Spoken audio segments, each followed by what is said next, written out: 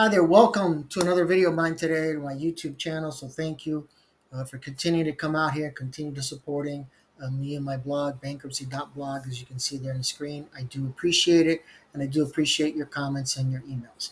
So what are we going to talk about today? Today we're going to talk about actually stopping the foreclosure process. Now you hear about that all the time. You've read endless blogs about it. But what is the actual process? What are we actually doing when a bankruptcy is filed? Well, the first thing you have to focus on is this right here, the automatic stay. The automatic stay, automatic. See how that works? Nice and simple. Once you file the bankruptcy petition, the automatic stay kicks in. It automatically prevents most lawsuits from moving forward. So automatic, we're done, right? Go home, pop up, take the top off your beer, have a cigar. We're good to go. There's nothing else to be done. No, it's not that simple. We got to take a couple little steps, but you'll be fine. It's very simple what you got to do. Now, I'll explain that in the next screen, but I want you to understand that the automatic stay will apply to a Chapter 7 and a Chapter 13. The only difference is if we're talking about a foreclosure, you're not going to get a lot of time with a Chapter 7. You're going to need to file a Chapter 13 and do that payment plan that goes back with the court in order to save your home. Chapter 7 will never save your home if you're behind on the mortgage payments. As a matter of fact, even if you're a month behind and you file Chapter 7 because your lawyer didn't realize it, you have a problem. So if you're about to file for bankruptcy, always make sure that your lawyer knows, hey, I'm a month behind. Let me catch up, and then I'll go ahead and we can file bankruptcy then. Now, here's the important part, and this is what I'm talking about when it comes to the steps. First, there's no limit. You can file that day. I filed plenty of bankruptcies the day of. I don't recommend it. It's not fun. It's a good way to keep your blood pressure up, and then the the smartphone watch starts going crazy, saying your pulse is at 110 beats per minute. But it could be done legally. There's nothing that says it cannot be. Now, here's the problem. You filed for bankruptcy, and I said there's the automatic stay that we're good. Are we good? No. See, we're not good because unless the debtor, let's say the bank, whatever bank, Chase, Bank of America, doesn't matter, unless they're registered as well, which they would be in the bankruptcy on the mailing matrix where they receive the notices via email, they won't know about it. Here's the problem. We're not talking about a small bank. So before the bankruptcy division grabs a hold of, oh, look at all the bankruptcies that were filed today, and then ties that into a foreclosure in state court, time has come and gone. Now, could you always reverse that order? Yeah, I've been there, and it wasn't fun. The judge was out of town. I had to get the emergency judge. The emergency judge didn't want to do it. Nobody wanted to sign off on this, on canceling the sale date on this foreclosure because it wasn't the assigned judge. Luckily, I bumped into a bailiff. He took care of it for me. But that shows you all the hoops I had to go through. So imagine if you had to go through all those hoops. So if you can file early, great. I don't care if you filed the day before, at 2 o'clock in the morning. I don't even care if it's done at 7 a.m. Just be at the courthouse at 8 or 9 a.m. whenever the foreclosure sale is going to happen that day, and make sure that you're at the judge's office first thing, because this is the important part. The suggestion of bankruptcy. I said it's all automatic, right? It's automatic, but you need to file a suggestion in bankruptcy in the state court that will then explain there's a bankruptcy case that has been filed across the street or whatever in bankruptcy. And so we need to we need to stop the proceedings. Now, how is that done? If you're doing this without a lawyer, the fact is simple. We do what we call a notice of filing. So I'm just going to put here notice of filing.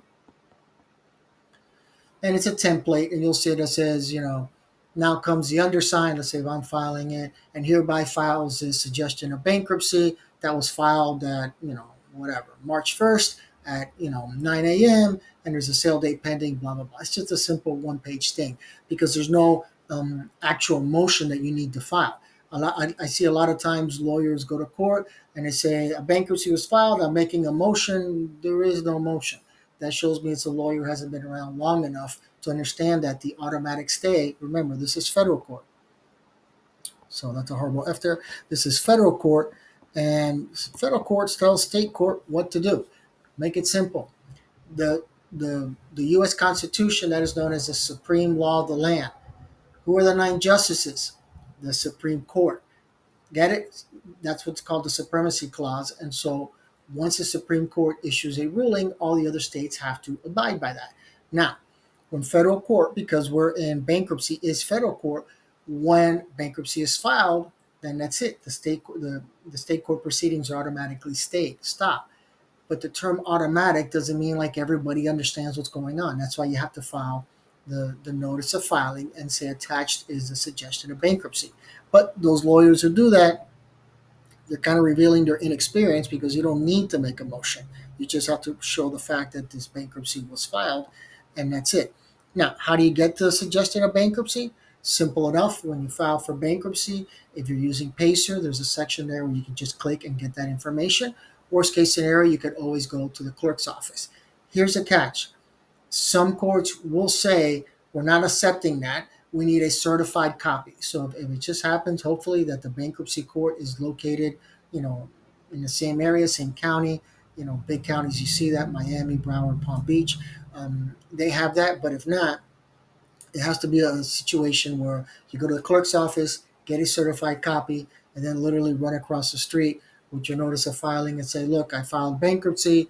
Let's stop the proceedings on that case. All right. But there you go. It's not automatic because you have to let everybody know. And then it becomes automatic. And then we have the suggestion of bankruptcy that proves that the bankruptcy was filed. Now, time. Time. We never have enough of it, right? Here we go. Time. How do we handle the time issue when it comes to, but the foreclosure's tomorrow? I can't do a whole bankruptcy petition. It's going to take all day. I don't have all day. I have things to do, whatever. You don't need to do a whole bankruptcy petition. You do what we call a bare bones or skeleton petition. Meaning there's not a lot of meat on those bones. The reality is you just put in the important stuff, name, address, social security, whatever, and the main creditor. In this case, it's going to be the bank. So you'll have on your schedule your bankruptcy petition. You'll put, whatever bank, and then you'll file the rest. If you can, if you have time, maybe you only have one credit card, then fine, do that. But what if you don't have one credit card? What about the means test? What about all this other stuff? Deal with that another day. You just file the bankruptcy now, get that out of the way, knock it out of your system, and we call that the skeleton petition. And then you turn around. Trust me, the clerk is going to send you an email immediately saying, there's a deficiency on this. This case is going to be dismissed. But the next day you turn around, take your time. You've had time to go over your all your other creditors. You got your credit report. You drafted up a sample of how much all your income is over the last 6 months for the means test, and then you're good to go. But at least you stopped that foreclosure. But again, if you want to stop that foreclosure, hold on, let me delete this here.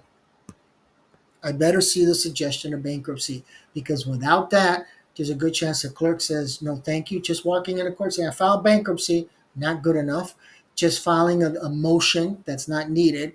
Bankruptcy was filed, not good enough. Remember, courts work on evidence, and your evidence of the bankruptcy filing is a suggestion of filing, certified copy if need be, with a case number, and that will stop the foreclosure. All right? Got it? Simple enough.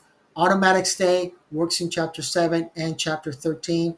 Get that suggestion of bankruptcy. And I'm talking today about foreclosures. I don't care if we're talking about a wage garnishment.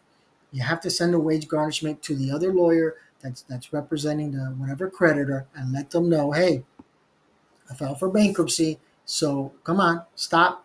No wage garnishment, so you can avoid that 15 to 25% that comes out of your paycheck. All right? Any questions? Feel free to post them in the comment section below, and I'll be more than happy to respond to you. All right? Take care. It is a stormy Saturday, so you know how it is out in the summer, so stay indoors. All right? Take care, everybody, and I'll see you at the next video. Don't know what that one's going to be yet, but I'll get back to you on that one. Bye-bye.